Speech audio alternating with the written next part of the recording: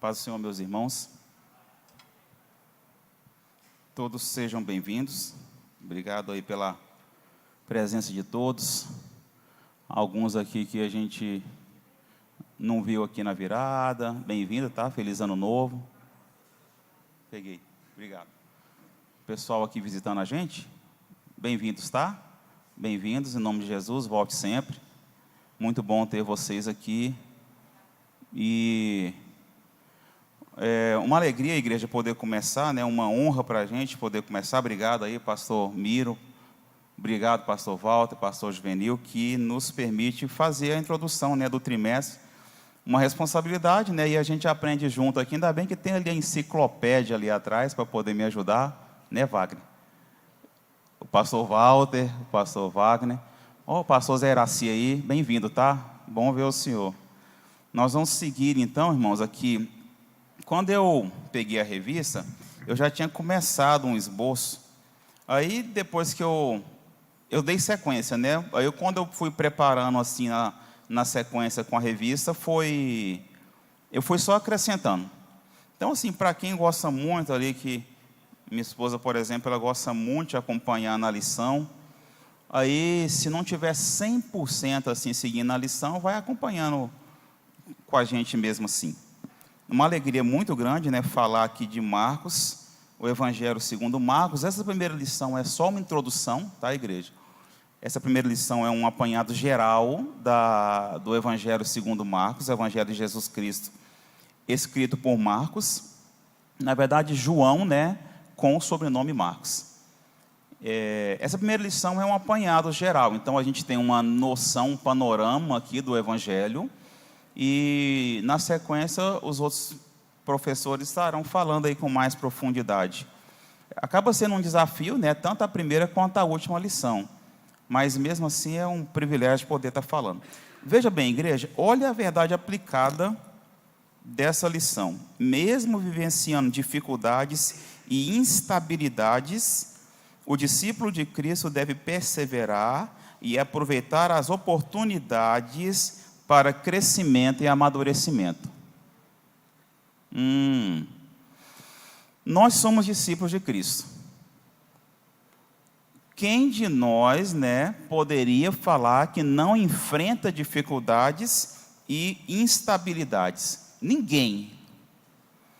Se eu fosse perguntar de um por um e pedisse para fazer um breve relato, todo mundo ia ter um pequeno relato falando sobre as dificuldades, as turbulências, né, as instabilidades que a gente vai passar. Todo mundo aqui poderia relatar um pouco a respeito, né? Se alguém falar aqui, por exemplo, de um problema de saúde na família, aí vai vir todo mundo com um exemplo parecido, porque a gente tem enfrentado muitas dificuldades na família, nos colegas, nos irmãos da igreja, vendo relatos de problemas de saúde. Só que nós somos discípulos. Igreja, nós somos discípulos de Jesus. Isso quer dizer que a gente vai aproveitar essas dificuldades para poder fortalecer. A palavra de Deus diz que bem-aventurado nós, né, que passamos pelas tribulações, porque as tribulações produzem perseverança, né, e experiência, e a experiência produz esperança. Então, Jesus fala que são bem-aventurados aqueles que passam por tribulações. E nós sabemos que as tribulações servem para quê? Para a gente fortalecer. Alguém estava me falando esses dias que não pode pedir paciência para Deus. Ai, cara, eu peguei e falei assim, pode pedir sim. Pois é, a pessoa falou para mim assim, não pode pedir paciência para Deus, não. Eu falei, pode pedir sim. Não, mas é porque se pedir paciência vai vir tribulação. Mas é dessa forma que Deus nos permite construir a paciência. Tá? Toda vez que eu vou falar, eu falo assim para a igreja, Deus não vai dar uma gotinha de paciência na minha vida, aí eu vou ficar saciado, amanhã Ele dá mais uma gotinha de paciência. Não é assim, igreja. Nós vamos adquirir paciência quando o Senhor nos proporcionar condições para que a gente fortaleça essa paciência. para a gente cultivar a paciência, então precisa de circunstâncias. Tá? Aí eu falei para a pessoa assim, tem que pedir sim. E eu peço é muito. Aí a pessoa falou assim, não, mas é porque se pedir vai vir tribulação. Mas se é dessa forma que Deus vai conceder a paciência para mim, então eu quero pedir e que o Senhor estará conosco aqui nessa tribulação. Tá, irmãos? Então o consolo para a gente é que o Senhor estará conosco na tribulação. Nas tribulações. O Joel fez ênfase aqui, está nos objetivos da lição. Aí, apontar a relevância de viver em um lar cristão. Muitos de nós, né, temos aí o privilégio de viver em um lar cristão.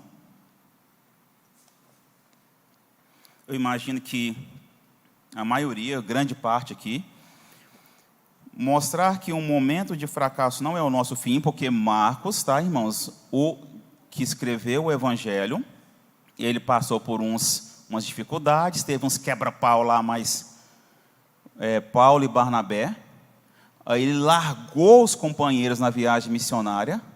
Aí a gente pensa que é só hoje. É porque eu estava preparando a lição e pensando, eu pensava que não acontecia com esses homens aqui não, desse jeito. Estava na peleja Marcos, Paulo e Barnabé, na primeira viagem missionária. Aí eles tiveram os contratempos. Aí Marcos vai e volta. Eu imagino ele emburrado, voltando da viagem, deixando os companheiros na chapada. Então, não é só a gente hoje, tá, igreja, que fica chateado, que quer dar um tempo, quer descansar. Não é descansar de Jesus, é descansar, de repente, de um monte de atribuições. É só dar uma refrescada. Não, não é só nós. Marcos, esse homem usado por Deus, né, que escreveu o Evangelho, segundo relatos, tá, meus irmãos, esse Evangelho foi o primeiro a ser escrito. Tá? Então, segundo muitos estudiosos, o Evangelho de Marcos foi o primeiro a ser escrito. Então, ele serviu de inspiração para os demais. Olha que maravilha. Então, ele teve o privilégio de poder escrever um Evangelho e esse Evangelho servir de base para os outros. Olha que honra.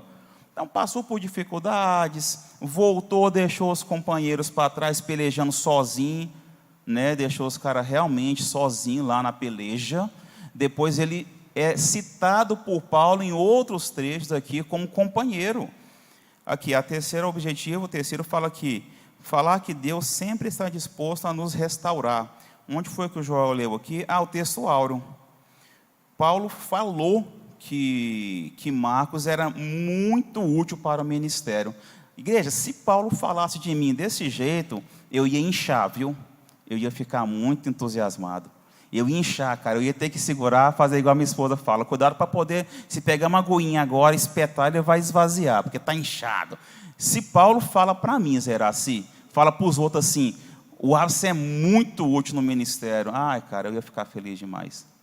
Mas aí, igreja, não é só Paulo que fala desse jeito, tá?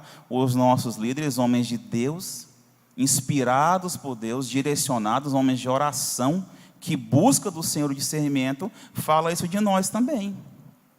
Tá? Então fala assim, o Zé Machado é muito importante para a obra. Então, da mesma forma que Paulo falou de Marcos, nós temos aqui homens de Deus que falam da mesma forma de nós. O que precisa então? Precisa que a gente queira trabalhar. Então, eu até tinha colocado o hino 115 na lista, tá? Porque eu quero trabalhar para o meu Senhor. Tem que querer, igreja, tem que querer, porque se nós quisermos, serviço tem. E o Senhor quer pessoas de boa vontade. Eu sempre falo para as pessoas que, por exemplo, do louvor, eu falo para algumas pessoas que conversam comigo assim, a igreja não está necessitada de profissionais experientíssimos e super profissionais da música, para poder tocar, para poder ajudar no louvor, para ajudar aqui na obra. Eu estou falando agora especificamente do louvor. Precisa de pessoa com boa vontade. Porque quem tem boa vontade vai buscar o seu melhor, ele vai buscar o aperfeiçoamento, e com isso ele cresce. Tá? Então, realmente, nós temos a necessidade de querer, boa vontade. Aí no louvor, seja em qualquer outra área aqui. Umas considerações iniciais do livro de Marcos, aqui, do Evangelho segundo Marcos, ele relata, olha só, durante todo o Evangelho, meus irmãos, todo o livro, esses 16 capítulos, ele relata um ano ou então um pouco mais que isso sobre a vida de Jesus. Resumido, tá? É sintetizado. O Evangelho de Marcos, ele relata um ano ou então um pouco mais do que isso sobre a vida de Jesus. Ele não diz nada sobre o nascimento e sobre os primeiros anos de vida.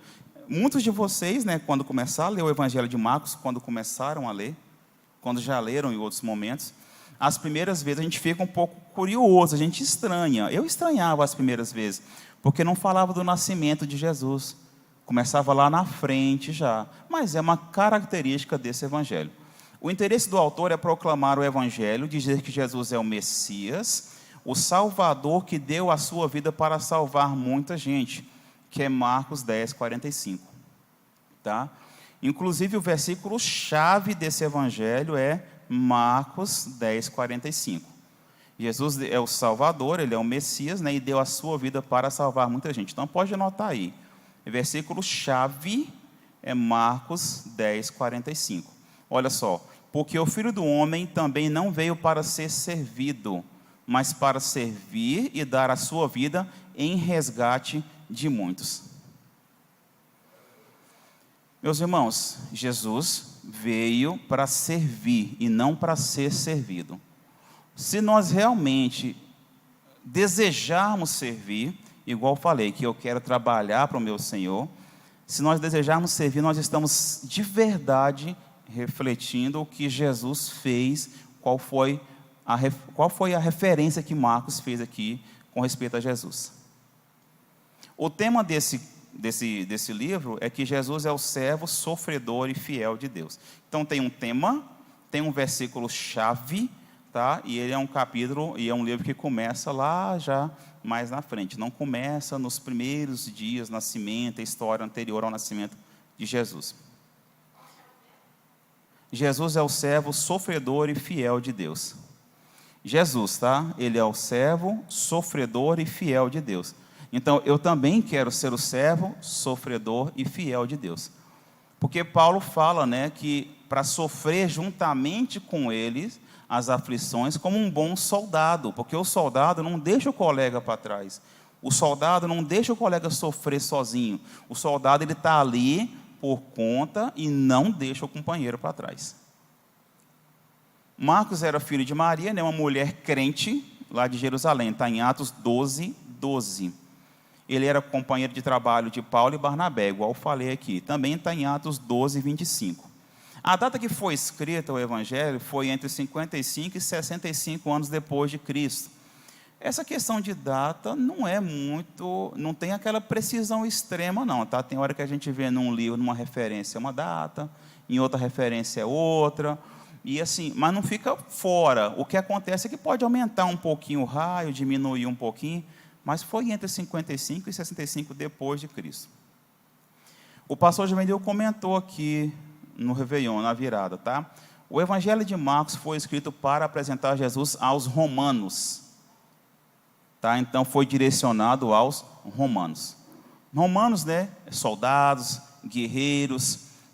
Eles imaginavam que Jesus fosse o quê? Fosse um representante de guerra, um representante que ia tomar a frente de batalha, que ia ser agressivo, que ia ser tipo um militar mesmo. Mas Marcos vem apresentar, né, para os romanos que Jesus é um servo. Jesus veio para servir. Ele não veio para batalhar, para poder levantar a espada, para poder guerrear, não. Ele veio para servir. Era um momento de muita perseguição, tá? O pastor Juvenil comentou isso aqui na nossa Réveillon. Era um momento de perseguição dos romanos contra os cristãos primitivos. E a intenção era fortalecer a fé dos romanos para que, se necessário fosse, eles estivessem prontos para sofrer fielmente em prol do Evangelho. Então, mesmo que foi direcionado para alguns leitores específicos, a palavra de Deus ela se renova, ela é contextualizada, ela é atualizada, ela é para nós hoje da mesma forma. Então, Marcos apresenta para nós também, tá? Embora o evangelho que foi escrito para a igreja foi, se eu não me engano, foi João. Foi, Wagner? O evangelho direcionado para a igreja? Esqueci. o evangelho que foi direcionado para a igreja, né, foi João ou foi Lucas? Eu vou lembrar depois.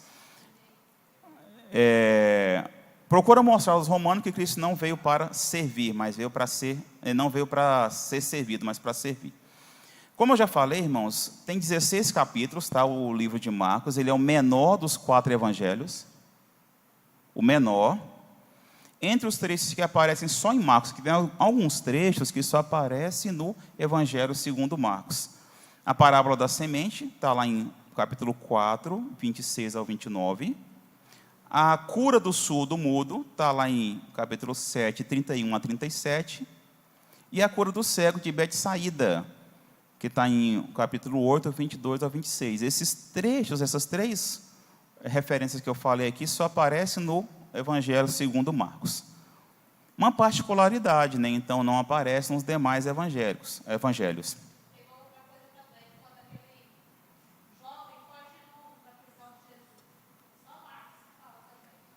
Eu não lembrava desse não, mas eu acho que ele até fala daqui a pouco.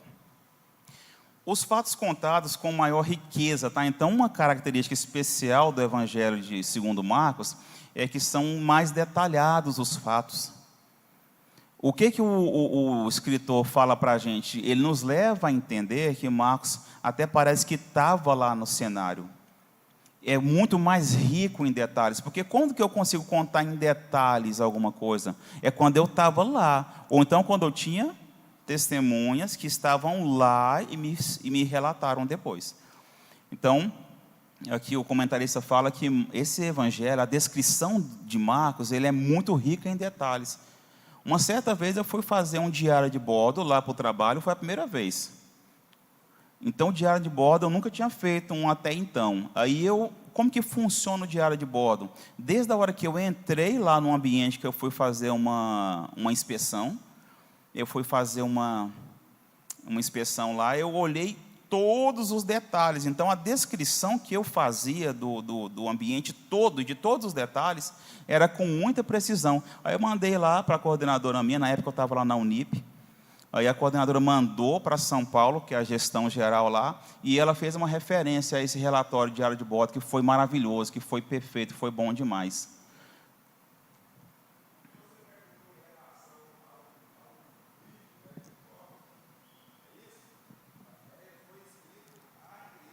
Tá certo.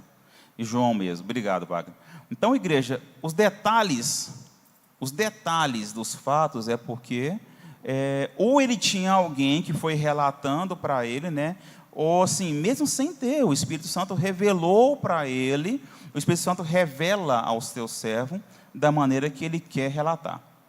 Muito, muito rico em detalhes, tá? Aí tem alguns evangelhos, alguns trechos que ele cita aqui que foi muito bem detalhado. A morte de João Batista, a cura de um menino, não sei se foi esse que a irmã Celestina falou, foi não. E a discussão sobre o mandamento mais importante, tá? Então ele cita aqui esses 3 trechos, está em Marcos 6, 14 ao 29, Marcos 9, 14 ao 29, e Marcos 12, 28 ao 34. São alguns que ele dá muita, muita riqueza. Depois a gente pode ler lá. Algumas curiosidades desse livro, igreja, é assim. A maioria dos estudiosos acredita que, já falei isso aqui, que ele é o mais antigo. O evangelho dá maior destaque às ações de Jesus. Então, não que os demais evangelhos não sejam tão importantes, não tenham a sua importância na abordagem. Mas tudo tem um propósito, né? Então ele dá um maior destaque às ações de Jesus. Se foi direcionado para os romanos precisam de ser convincente. Igreja, eu trabalho num colégio militar. Não adianta falar de qualquer maneira que eles não aceitam. Tem que chegar com um argumento cuidadoso, tem que chegar com um argumento detalhado, tem que chegar com a documentação que precisa, se for um pedido, por exemplo, muito organizada, muito embasada. Então, o militar acaba sendo mais rigoroso, mais exigente nos detalhes. E o próprio evangelho aqui, segundo escreveu Marcos, ele dá muito destaque, né, maior destaque às ações de Jesus, para mostrar como que ele fazia. E para deixar claro para os romanos que Jesus veio para servir. Fala, pastor. O versículo 45 do capítulo 10 dá ênfase isso aí, que é o versículo chave. Central, chave. É. Né? Por isso que fala a questão dos atos de Jesus. Ele é o evangelho mais breve, mais curto. E foi o primeiro evangelho também a ser escrito. Isso. Antes dos outros 3, né? Isso. Mateus, Lucas e João. Uhum. O versículo 45. Pois o próprio Filho do Homem não veio para ser servido, mas para servir e para dar vida em resgate de muitos. Uhum. É isso aí. Isso mesmo. O pastor fala reforçando o que eu já falei agorinha. Olha só, igreja, como que Jesus aparece no Evangelho de Marcos. Eu achei interessante aqui, levantando alguns pontos, igual eu falei, quando eu peguei a revista, eu já tinha uma parte do esboço preparado, então eu só fui acrescentando e fazendo algumas considerações. Jesus aparece nesse Evangelho como alguém que sabe muito bem o que são os sentimentos e as emoções do ser humano. Jesus, tomando forma de homem, ele não fica isento, né, de passar pelas dificuldades que o ser humano passa. Tá? Ele não fica isento de passar pelas dificuldades. É claro na igreja que os desejos carnais, as coisas assim, que são do homem mesmo, do lado, às vezes, pensamentos impuros, ou então pensamentos maldosos, que é da carne, isso Jesus não tinha, mas ele não fica isento de passar por alguns sentimentos que é do homem. Jesus advertiu o homem severamente, está lá em Marcos 1, 43 e 44. Põe aí, por favor, na NTLH, por favor, Eliabe. Marcos 1, 43 e 44. Eu não estou com a... Olha só, e advertiu severamente e logo despediu. Eu vou esperar ele colocar ali. E advertindo na NTLH.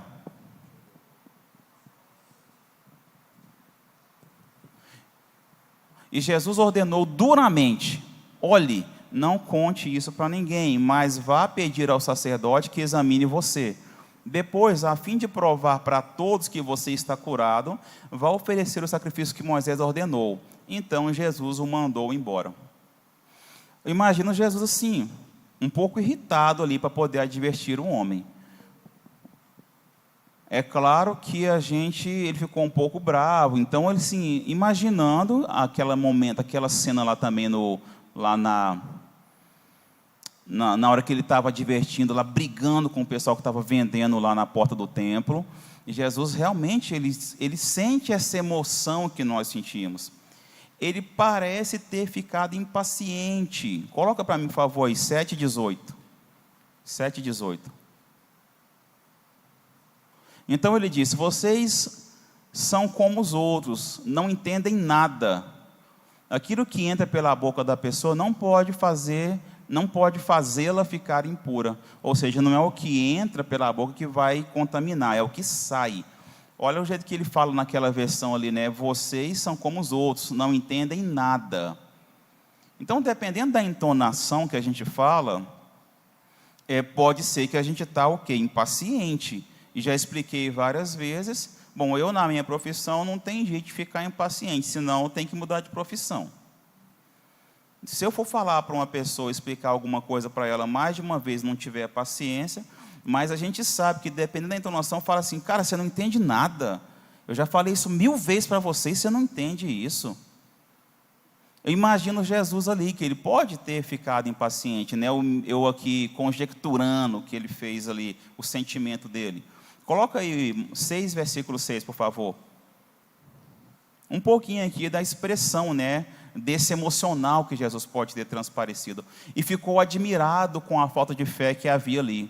Jesus ensinava nos povoados que havia perto dali. Ele ficou admirado. Não é porque Jesus não conhece, é porque realmente algo surpreendeu ele um pouco. Tá? Ele repreende Paulo também, tá? Pedro, pela falta de discernimento, está lá em 8:33. Ele repreende as pessoas que não têm fé, 9, versículo 19, e ele amaldiçoa a figueira, 11, 14 e 21. Capítulo 11, tá? Versículo 14 e 21. ele confessa não saber o dia e nem a hora do juízo final. Nós sabemos disso. Só o Pai sabe o dia e a hora. Está lá em Marcos 13, 32. E ele sentiu angústia e aflição. 14, 33, 34. Então, eu relatei aqui um pouco, igreja, aquele sentimento que a gente imagina Jesus passando e assemelhando à nossa natureza. Eu fico impaciente? Direto. Eu fico irritado? Direto. Eu fico com raivinha às vezes? Fico também. Nós, não sei se está ouvindo bem, até cheguei mais perto aqui, mas eu imagino aqui Jesus passando por essas situações aqui, como se fosse um ser humano. Porque Jesus era 100% homem e 100% Deus. Então ele não estava livre dessas dificuldades, desses sentimentos. Fala, companheiro. Chegou na hora aqui de eu dar uma contribuição para você nesse quesito aí. Há pouco instante você disse a respeito de Cristo a necessidade dele padecer, não foi? Que você falou há pouco instante? Foi. Era necessário, né? Sim.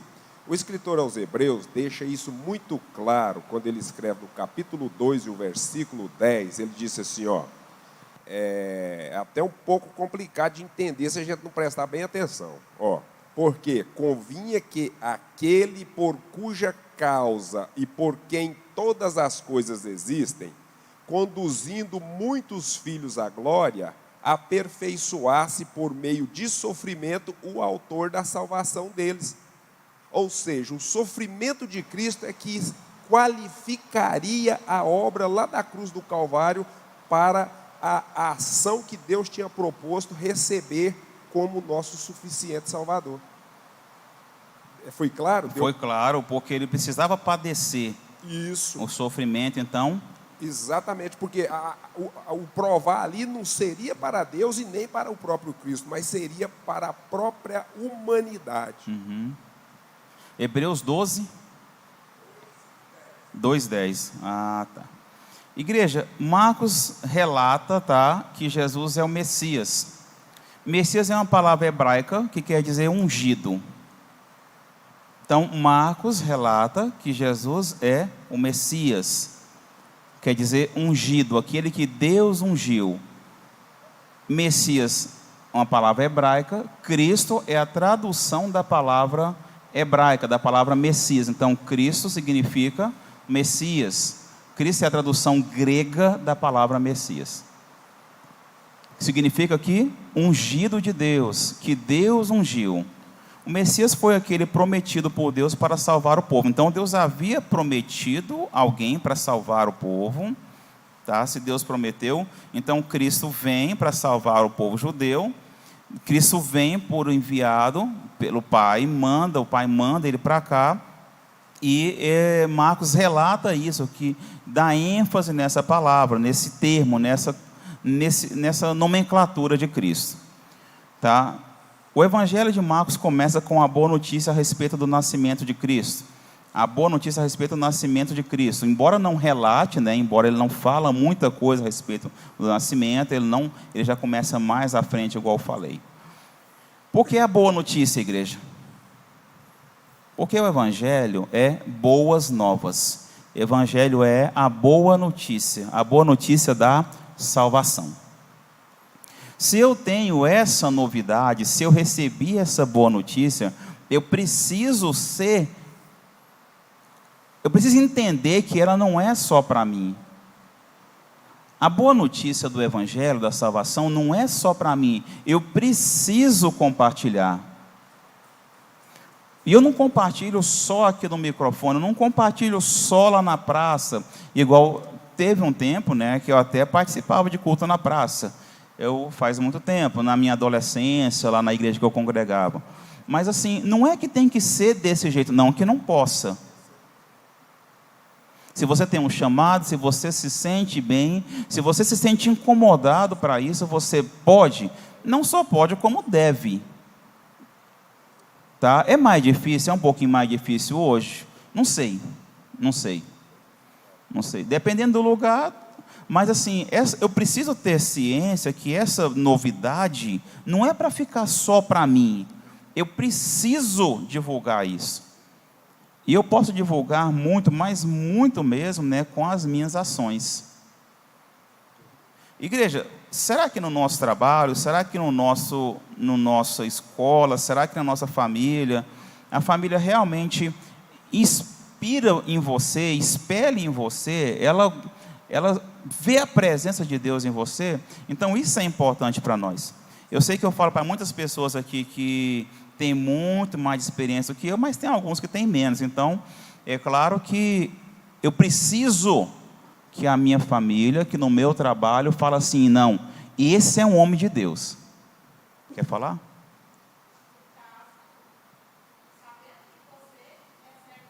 Uhum. Uhum. É isso aí. Eu preciso de verdade, tá, irmãos? Eu me sinto muito, mas muito assim, responsável para representar mesmo a obra de Deus, representar mesmo o Evangelho. E a pessoa falar para mim assim, aqui eu vejo um homem de Deus. Eu tenho liberdade de compartilhar com você as dificuldades. Eu tenho liberdade de pedir um conselho para você. Porque essa novidade tem que exalar da gente. Não é só com palavras, mas a pessoa tem que me ver e falar assim, não, esse ali eu tenho confiança de pedir uma ajuda para ele. Então, fico muito feliz quando eu tenho que dar uma palavra, quando a pessoa vai pedir uma oração para mim, ou quando vai pedir um conselho. E eu sei que acontece com muitos aqui dos irmãos. Na verdade, tem que acontecer com todo mundo. Tá? Sim?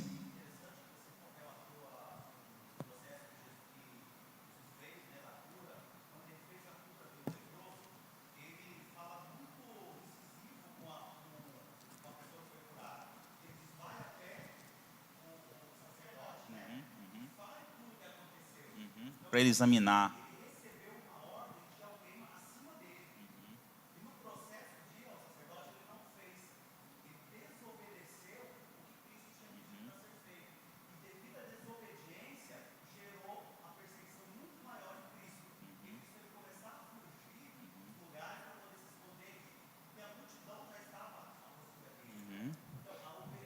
Obediência.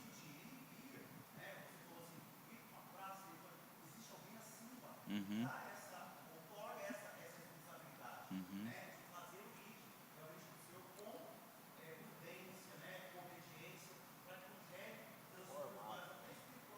Isso mesmo. A pessoa pode ficar constrangida, pode passar por um constrangimento e abalar a fé. Então, se ele estiver debaixo da autoridade, debaixo da direção, debaixo da ordenança, tem toda a diferença. Tá, igreja? Faz toda a diferença.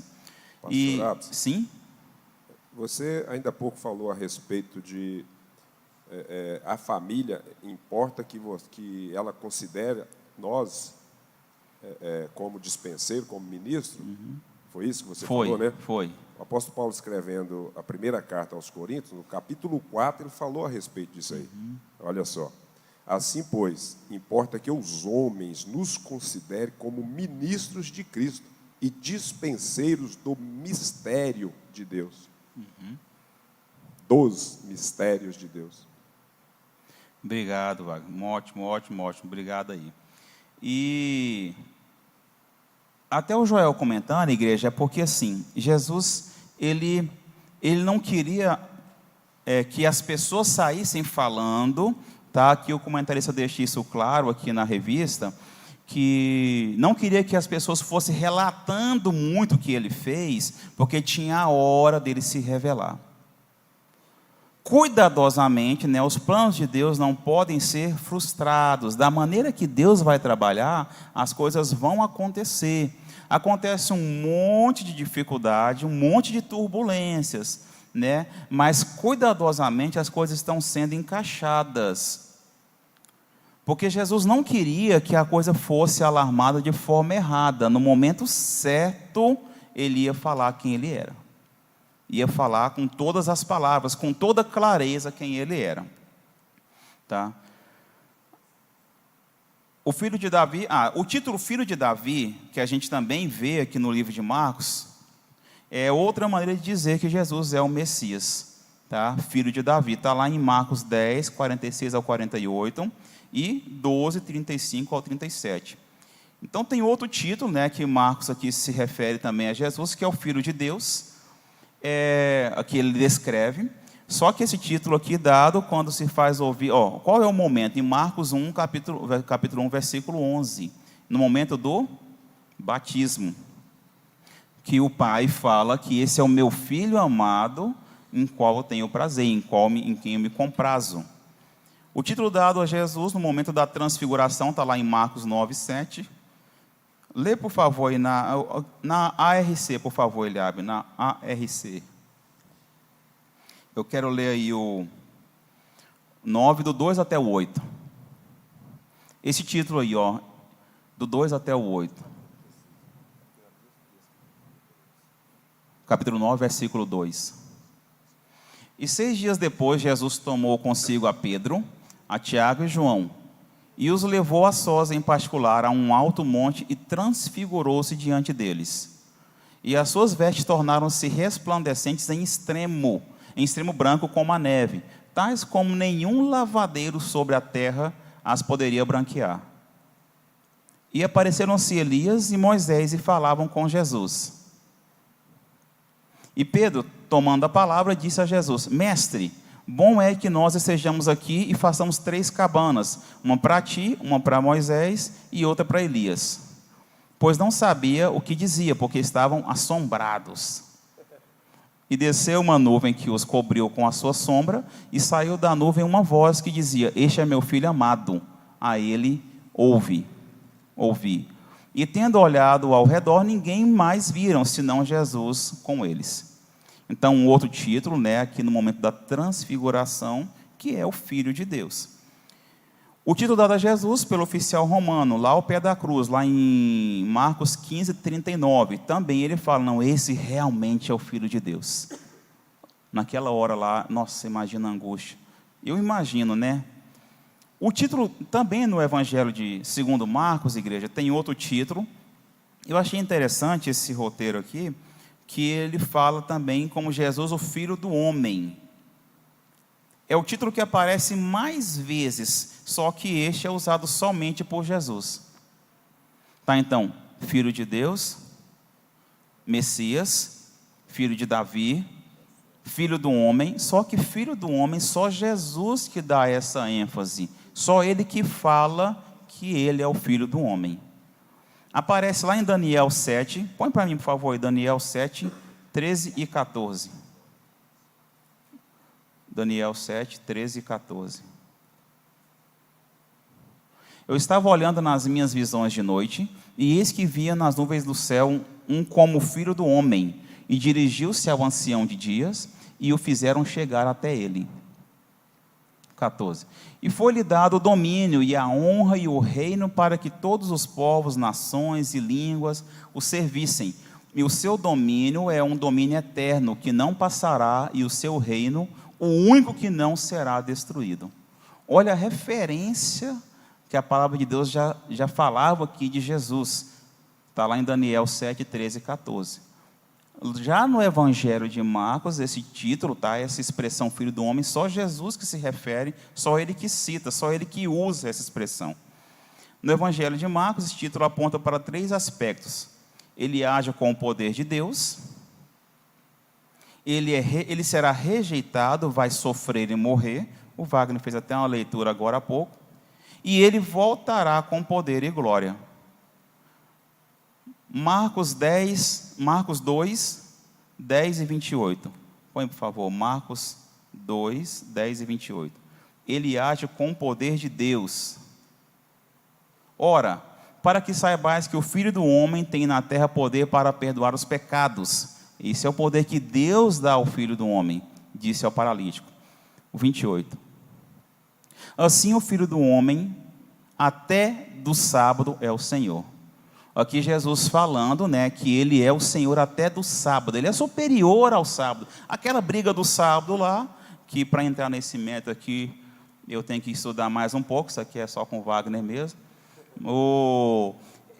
Até Jesus vem e fala que Ele é o Senhor até do sábado. Então para com aquela briga do sábado, se o sábado é importante, sábado é isso, sábado aquilo, porque Jesus, Ele é o Senhor até do sábado. Ele é superior ao sábado, o Filho do Homem. Põe aí também em 8:31, por favor. Que fala que o Filho do Homem será rejeitado, vai sofrer e morrer. E começou a ensinar-lhes que importava que o Filho do Homem padecesse muito e que fosse rejeitado pelos anciãos, pelos príncipes dos sacerdotes e pelos escribas, e que fosse morto, mas que depois de 3 dias ressuscitaria. E também fala mais uma vez, tá, igreja, sobre esse termo Filho do Homem, está em 8:38. Põe o 38, por favor. Porquanto qualquer que, entre essa geração adúltera e pecadora, se envergonhar de mim e das minhas palavras, também o Filho do Homem se envergonhará dele, quando vier na glória de seu Pai, como os santos anjos. Então, tá, essas expressões que eu falei aqui, Jesus é o Messias, Filho de Deus, né?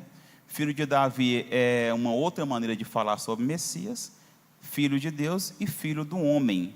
Eu quero destacar que Filho do Homem foi usado exclusivamente por Jesus, aqui no Evangelho segundo escreveu Marcos. Do começo ao fim do seu trabalho, Jesus ordena às pessoas e aos demônios que não digam quem ele é. O Joel fez um comentário, eu falei sobre isso. Quem não fica curioso? Eu imagino que alguns dos irmãos ficavam curiosos. Quando eu leio na Bíblia que Jesus fala assim, vai, não fale para ninguém, não diga o que aconteceu aqui. Por que será a igreja? Porque não era o momento de falar. Porque a gente é assim, né? Quando a gente vai contar alguma coisa, a gente pode aumentar, a gente pode esquecer de algum detalhe. Se for uma coisa ruim, não deveria ser passado para frente. Se for uma fofoca, não deveria ser passado para frente. Mas imagina, quando a gente vai falar, ainda aumenta, a coisa ainda piora, então uma maior gravidade. Pode piorar muito a situação. Se for uma coisa boa, a gente pode esquecer de alguns detalhes. Então, Jesus, eu ficava curioso, meus irmãos, quando eu lia, e Jesus falava assim, não fala nada não, não fala nada não. Por quê? Porque a surpresa, a coisa tem que ser falada no momento certo. Se eu falar, por exemplo, né, eu conheço uma pessoa que se ele for comprar, por exemplo, um chinelo novo, ele conta para todo mundo. Ele conta, ele põe no Instagram, e ele fala do preço, ele fala que pesquisou, ele manda uns 10 links mostrando o chinelo, depois não dá certo a compra do chinelo. Agora imagina quando a gente tem um projeto, por exemplo, né, de, sei lá, comprar um carro, né, comprar uma casa, e você sai falando, guarda só para o Senhor, espera no Senhor, apresenta para o Senhor o seu projeto, Provérbios 16:3, tá? Apresenta para o Senhor e vai com calma, que aí na hora certa a coisa não vai pipocar, não vai desandar. E se por acaso não era aquela hora, não deu certo, então Deus vai proporcionar um outro momento. Então você não fica constrangido, não fica envergonhado, a coisa vai acontecer, porque o Senhor tem sim o melhor para nós. O Senhor não poupou, igreja, Deus não poupou o Filho dele em nosso lugar. Então nos pouparia, sei lá, um carro novo, uma casa nova? Não, não pouparia. Uma bênção espiritual, um casamento, uma família, um filho, a saúde. Claro que nós temos que entender que o projeto de Deus, a vontade dele, o plano dele, não é igual está na nossa cabeça. Mas vamos entender que Deus não nos poupa. Ele não tem nada para nos poupar. Se ele não poupou o melhor para nós, quem diria uma casa, um carro, uma faculdade, né? uma conquista aí de um casamento, de um filho, a conquista de um bem material, um batismo com o Espírito Santo, um dom que o Senhor quer nos conceder que a gente use. Fala, Wagner. Você já está em Marcos, lê para nós, por gentileza, 10, 29 e o 30. 10, 29 e 30. Não se vendem 2 passarinhos por um ceitil, e nenhum deles cairá em terra sem a vontade do vosso Pai. E até mesmo os cabelos da vossa cabeça estão todos contados. Não é isso, não? Não. É Marcos 10, 29. Eu estou em Mateus. 29 e 30. Jesus respondendo disse: em verdade vos digo que ninguém há que tenha deixado casa, ou irmãos, ou irmãs, ou pai, ou mãe, ou mulher, ou filhos, ou campos, por amor de mim e do Evangelho, o 30,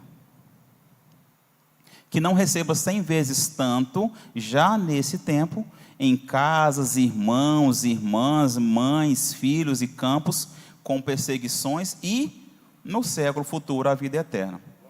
Glória a Deus. Então, está vendo, irmãos? Por isso que a gente pode apresentar para o Senhor os nossos projetos, descansar no Senhor. Eu sei que para a gente descansar no Senhor, a gente tem que aprender. Tá? Então, às vezes a pessoa fala assim: não, mas eu não consigo, essa situação para mim está extrema. Mas a gente tem que aprender, tem que praticar. E deixa para o Senhor revelar a bênção na hora dele, sem a gente se precipitar, sem a gente querer atropelar as coisas. Ainda mais quando Deus faz uma promessa para a gente, né? Deus faz uma promessa e a pessoa faz o quê? A pessoa quer dar uma mãozinha. Abraão, por exemplo, meus irmãos, Abraão, ele foi dar uma forcinha para Deus e ele deu muita dor de cabeça. Ele arrumou muita dor de cabeça. Então, se a gente apresenta para Deus os nossos planos, os nossos projetos, espera em Deus, descansa no Senhor, confia que o Senhor vai bater o martelo, que seja no tempo dele, igreja. Que seja no tempo dele.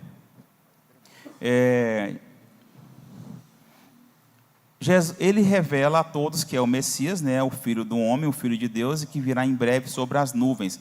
Põe para mim 14, 61 e 62. É justamente, ali, ó. Tá, então, é justamente o que eu estava falando agora há pouco. Mas ele calou-se e nada respondeu. O sumo sacerdote lhe tornou a perguntar e disse: és tu o Cristo, Filho do Deus bendito? Jesus disse-lhe: eu sou. Eu o sou, e vereis o Filho do Homem assentado à direita do Todo-Poderoso e vindo sobre as nuvens do céu. Muitas vezes, então, meus irmãos, Jesus pedia para que os homens não falassem, não relatassem. Tinha uns endemoniados que uma vez prostrou diante dele e ficava lá. Eu imagino a cena, assim, sofrendo, né, ali, esgoelando, falando que ele era o Filho de Deus, o Todo-Poderoso, e Jesus repreendendo os demônios para poder falar, calar, para não falar, porque no momento de revelar quem ele seria, no momento de Deus ali. E ele fala: eu o sou, e vereis o Filho do Homem sentado à direita do Todo-Poderoso, vindo sobre as nuvens do céu. Um pouco sobre Marcos agora, tá? Eu não sei se os irmãos conseguiram acompanhar um pouco na revista aí. Marcos, assim como Lucas, não esteve entre os 12 apóstolos. Então, Marcos não foi um dos 12.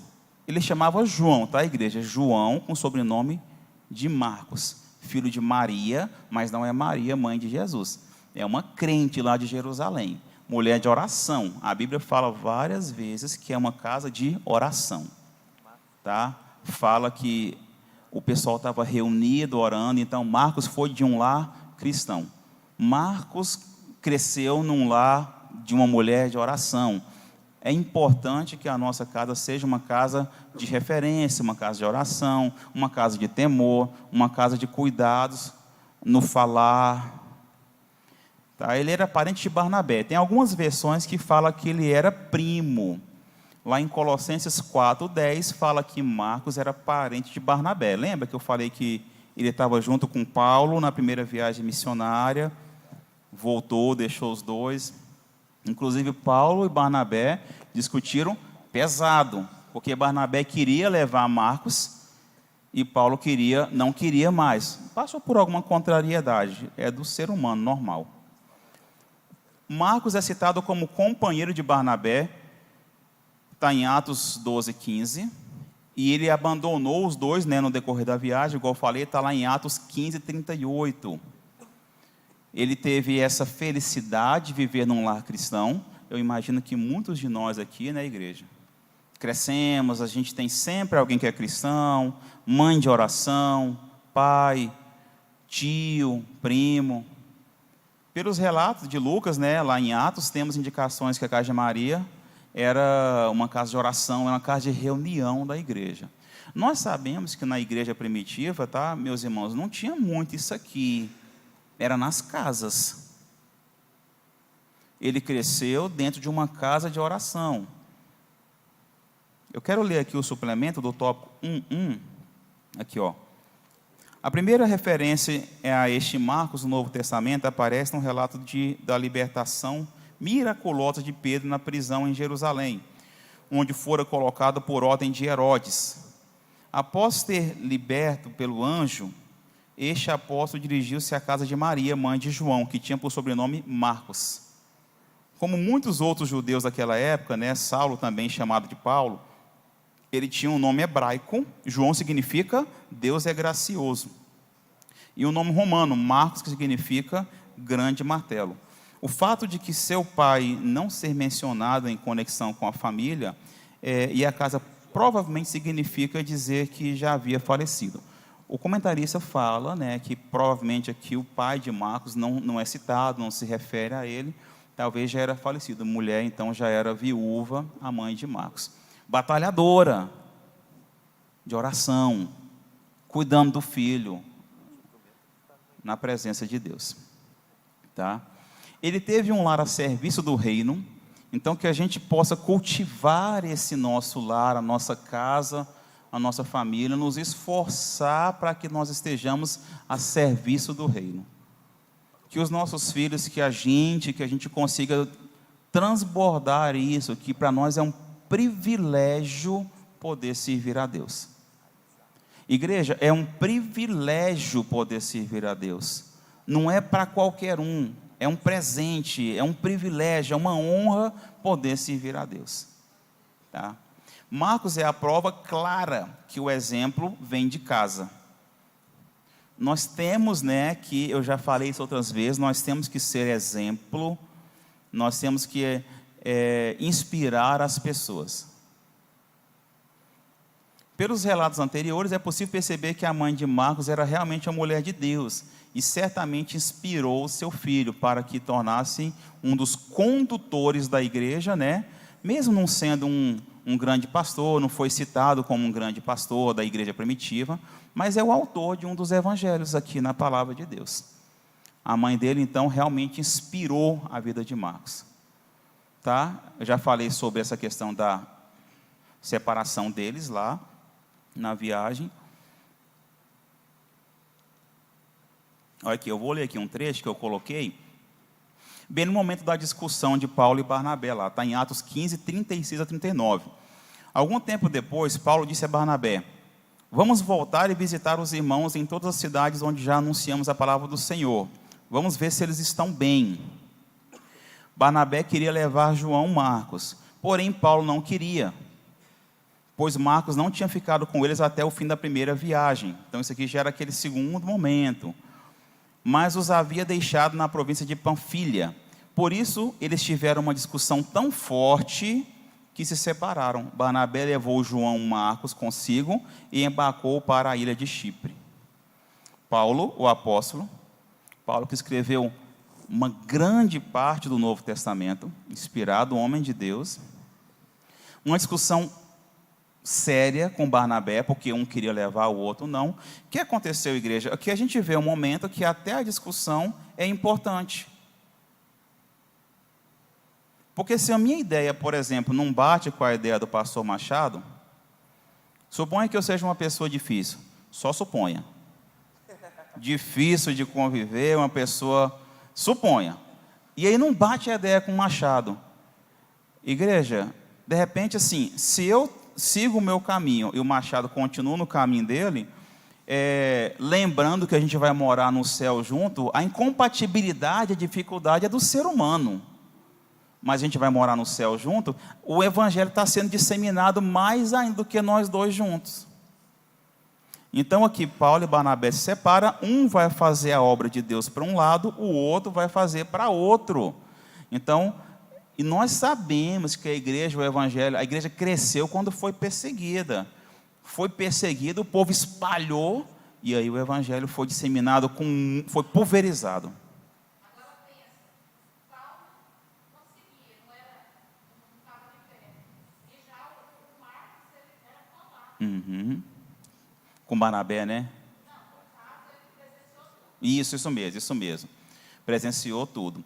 Então, igreja, mesmo nas discussões, nas dificuldades, uma discussão sadia, sensata, né? Uma discussão que a gente entenda que eu erro do mesmo jeito que você erra, tá? Eu posso falar assim para a pessoa assim, eu gostei de uma colocação de alguém, em vez de eu falar para a pessoa assim, eu não concordo com o que você está falando, ele me falou assim, eu penso diferente.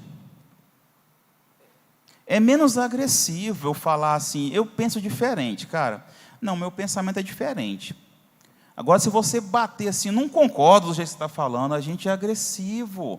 Então, uma discussão sadia, cuidadosa, palavras cautelosas, isso pode ser benéfico, isso pode ser importante, isso faz parte do projeto de Deus. Quem está no centro da vontade de Deus, acontece o quê? Mesmo com as dificuldades, com contratempos, as coisas vão se encaixando e acontece da forma que deve acontecer mesmo. Tá bom? Então, irmãos, falei um pouco aqui sobre Marcos. Fala, companheiro. Lembrando que as divergências era para que as coisas encaixassem em relação à vontade de Deus, né? Uhum. Aí, e eles não ficaram inimigos. Tanto Não. é que no final da vida, Paulo escrevendo a segunda carta a Timóteo, olha o que ele fala, né, para nós relembrarmos. No capítulo 4 e o versículo 11. Somente Lucas está comigo. Toma contigo a Marcos e traz-o, pois me é útil para o ministério. Exatamente. Olha só, igreja.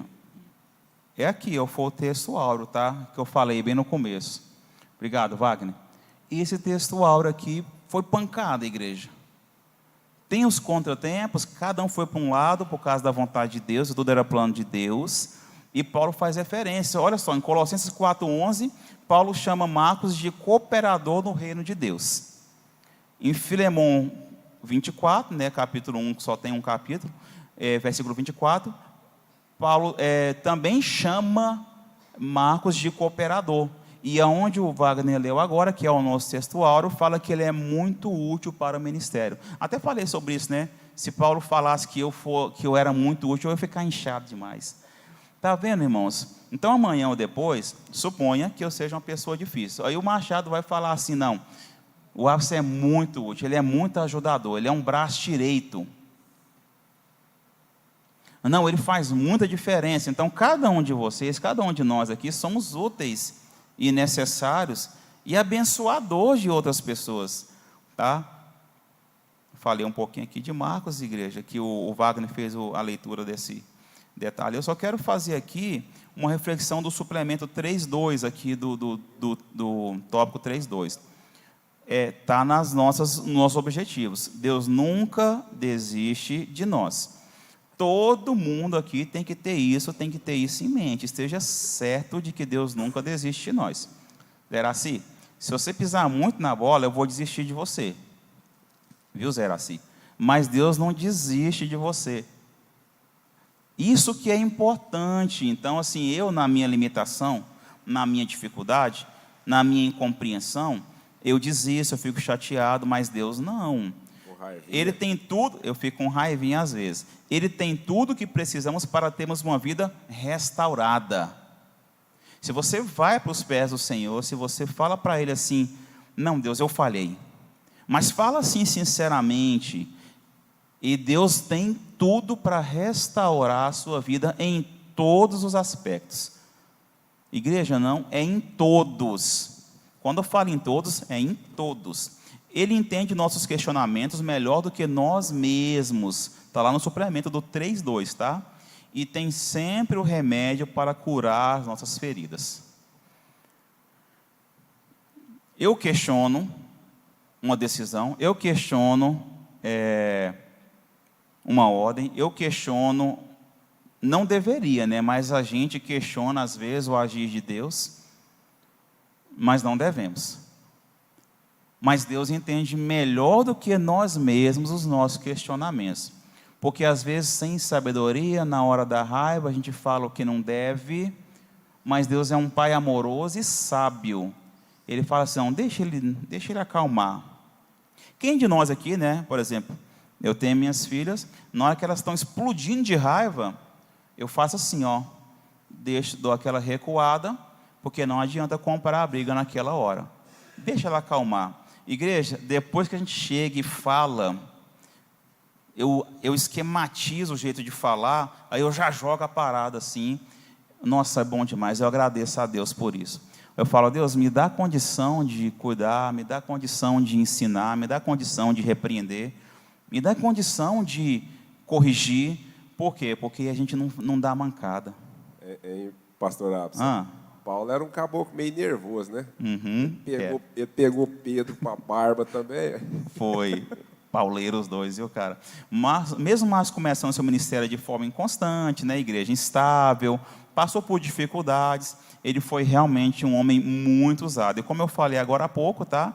Ele teve o privilégio de poder escrever o primeiro evangelho, que o evangelho de Marcos foi o primeiro a ser escrito, segundo alguns estudiosos, e ele serviu de base.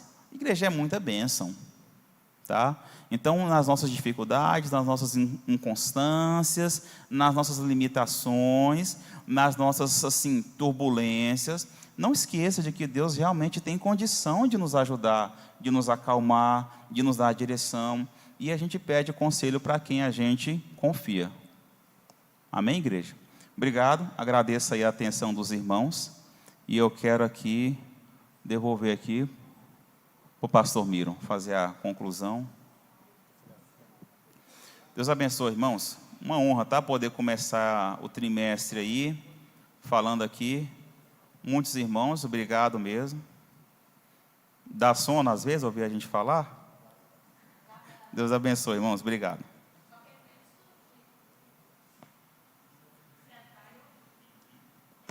Graças a Deus. A paz do Senhor, irmãos. Então, nós demos início a mais um trimestre da Escola Bíblica Dominical, né? Bom, uma terça-feira, né? Onde ensinamos a palavra de Deus. A gente bem diz, a Escola Bíblica, a Escola Dominical, ela ensina enquanto evangeliza, né? Muito importante. Nós vimos aí na capa que apresenta a figura de um homem com as mãos furadas. Está mostrando que Marcos fala a respeito disso, o Abson já falou também, vamos só repetir. Então, ele vai falar do Messias, do Filho de Deus. Olha que a coisa impactante, né? Está falando para a igreja de Roma, os cristãos estão lá, o comentarista fala isso a partir do segundo tópico, terceiro tópico, ele vai falar a respeito disso. Então, vai falar assim, ó, esse é o Filho de Deus, ele é rei, o Abson fala disso, que é filho de Davi, né? Rei, porém servo. Isso impacta. Por quê? Nero reivindicava o senhorio e queria ser Deus. Então, existia uma perseguição muito grande aos cristãos, tanto em Jerusalém como lá em Roma, né? Então, de modos que o apóstolo Paulo foi morto em Roma, Pedro também mortos em Roma, e muitos cristãos foram levados à arena. Então, a coisa lá estava complicada, está na parte 2 dessa revista. Ela vai falar a respeito disso um pouco. Então, quando Marcos apresenta isso, fala assim, olha, o Deus que eu estou te apresentando, ele é rei, porém ele é servo. Parou para pensar nisso? Um rei que quer ser servido, agora ele apresenta um rei que é o que serve. Então, isso traz um impacto muito grande para os seus ouvintes. Então, ele está apresentando o Filho de Deus, homem, rei, que serve. Baralhou tudo, bagunçou geral. Mas isso atrai. É isso que era o importante do Evangelho que Marcos apresenta. Você vai ver que ele apresenta as obras, as ações do Filho de Deus. Os milagres, parece, me engano, 12 milagres. E fala apenas de 4 parábolas. Porque ele está mostrando aquilo que o Filho de Deus estava fazendo. Não aquilo que ele falava. Queria mostrar o Deus agindo e servi-lo. Então é isso que nós vamos estudar neste trimestre. Que o nosso Deus esvaziou-as para servir, dando-nos exemplo que nós não somos melhor do que ninguém. Nós estamos aqui apenas para servir. Que Deus abençoe os irmãos. Nós vamos cantar uma canção aqui, Joel, vem, Celestina, né? E vamos recolher a oferta e já encerrar. Pastor Juvenil, o senhor quer comentar alguma coisa? Venha, enquanto os irmãos cantam. Pastor Valdo falou que está tudo tinindo com ele. Aí ficou com o pastor Juvenil, nós só vamos cantar um hino, o pastor Juvenil vai fazer as considerações, oração final e a bênção apostólica.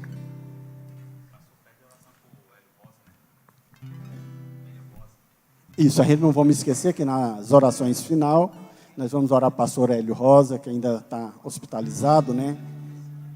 A Sejane também, né? Então vamos fazer isso. 115 da harpa cristã, amém? Glória a Deus.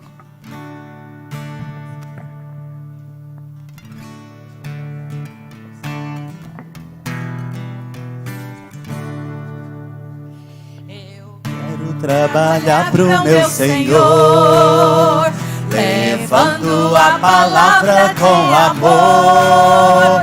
Quero eu cantar e orar, e ocupado quero estar, sim, na vinha do Senhor.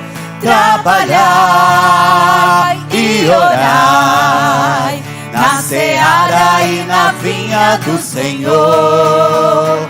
Meu desejo é orar, e ocupado quero estar, sim, na vinha do Senhor. Eu quero ser obreiro de valor, confiando no poder do Salvador. Se quiseres trabalhar, acharás também lugar, se na vinha do Senhor. Trabalhai e orai, na seara e na vinha do Senhor. Meu desejo é orar, e ocupado quero estar, se na vinha do Senhor. Amém.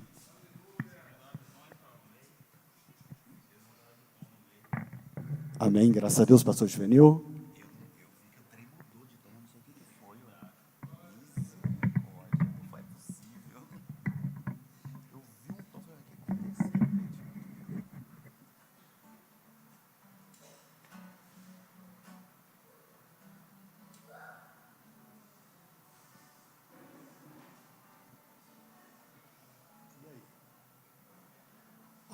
Domingo, agora que vem, nós temos a Escola Bíblica Dominical, e ela está com o nosso pastor Walter, né, que vai estar dando a continuidade aí na segunda lição.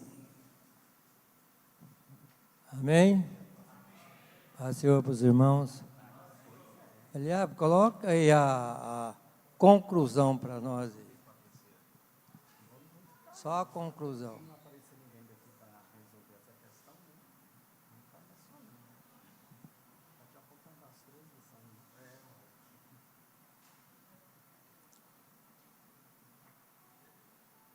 Conclusão, nós encontramos aí, irmão, quase que é uma sequência do mesmo assunto. Mas o tema central está aí na conclusão desse evangelho de Marcos, João Marcos, conhecido por Marcos, não é isso? Tá, e aqui lá eu não dei não. Tem letra maior não? Hã? Só tem essas aí? Então vamos olhar de cara. Vamos ler aí, só os irmãos a ler, vamos ler? A leitura do livro de Marcos nos faz ver que ele intenciona apresentar Jesus como servo de Deus. Podemos concluir dizendo que o tema central deste evangelho é que Cristo veio para servir e não para ser servido. Jesus veio para resgatar a humanidade. Só um resumo aí, essa questão aí, é que a maior parte do povo quer que ele seja servido, né? Seja servido, né? Aí pegar uma fila, né? Não, mas é os idosos, né? Ah, tem preferência. Mas acontece o seguinte, nós vimos aqui que esse serviço, que no caso aqui, é bem diferente. Porque Jesus, sendo dono de tudo, sabendo de tudo, a sabedoria, todo o poder na mão, imaginou ele sendo servo? Você gostaria de ter esse servo na sua casa? Hã? Gostaria ou não? Eu quero, aí. Olha, um servo desse aí tem todo o poder na mão, quem não quer? Quem não quer? Então, mas acontece que o homem é diferente, ele quer ser servido, mas não quer servir. Aí o contrário, né? Bem o contrário que nós vemos hoje aí, que a pessoa não se entrega, né? Ele não se entrega. Ele então bate na tecla e continua. E aqui nós vimos aqui que o tema central, ele é servo. Ele veio para servir, não para ser servido. Isso quer dizer para nós aí, pelo menos para mim, é uma coisa dar um tapa no rosto, no meu rosto. Porque muitas vezes a gente quer ser servido. Aqui diz que ele é servo. Se ele é servo, sendo dono de todas as coisas, como pode? Pode fazer uma comparação dessa? Só mesmo um ser como Deus pode realizar isso, o homem jamais. Mas o ser humano pode servir melhor. Que nós estamos servindo uns aos outros bem, não está muito bom, não. Servindo uns aos outros, está bem fraquinho. Bem fraquinho mesmo. Eu me lembro, ir na casa do irmão Antonino, deve ter mais ou menos de 10 anos para lá. Eu deve ter uns 10 anos. Passei lá na porta, mas entrar dentro da casa dele deve ter mais ou menos isso aí. E é bem aqui, ó, pertinho aqui, ó. Ele mora. Irmão Norberto, tem pessoas, irmão, que vai lá na casa dele? A filha dele está aqui. Olha lá, 1, 2. Hã?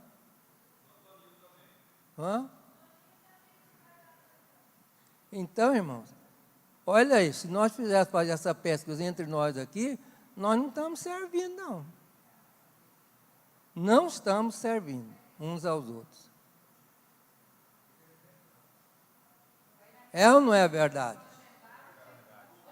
É uma verdade, irmão. O povo está disperso, Depois desse negócio, arrumou a desculpa, tu contou, é o Covid-19. O Covid-19 já ficou para trás, nós já passou um ano aí, já findou um ano aí, já bem enfraquecido.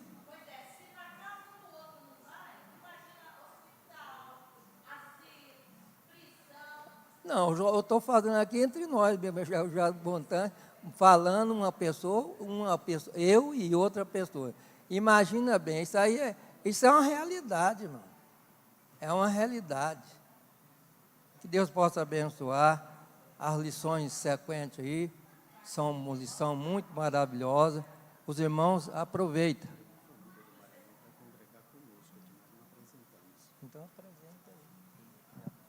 Eu pedi licença aqui, o pastor Juvenil. É que nós temos aqui uma família que veio do Maranhão que quer congregar conosco, né?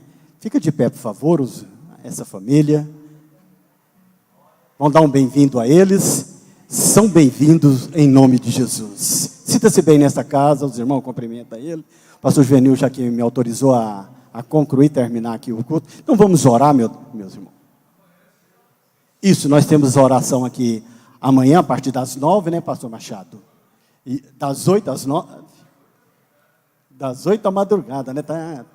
Oh, coisa boa. Então amanhã, quem puder, que está de férias, que está invernado, né, vem para a oração a partir das 8 horas. Pastor Machado, vem para fazer oração. Vamos orar, pastor Hélio Rosa, pela irmã Sejane, que passou por uma cirurgia também, e que Deus possa abençoar. Meus irmãos, quinta-feira nós temos o culto, né, também, é o culto da vitória, e domingo pela manhã, novamente, a escola bíblica dominical.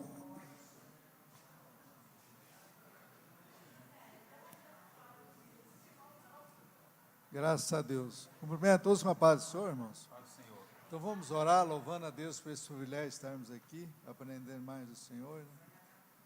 Querido Deus Todo-Poderoso, nosso Pai que estás nos céus, nosso Deus vivo, nosso Deus soberano, nosso Deus onipotente, onisciente, onipresente.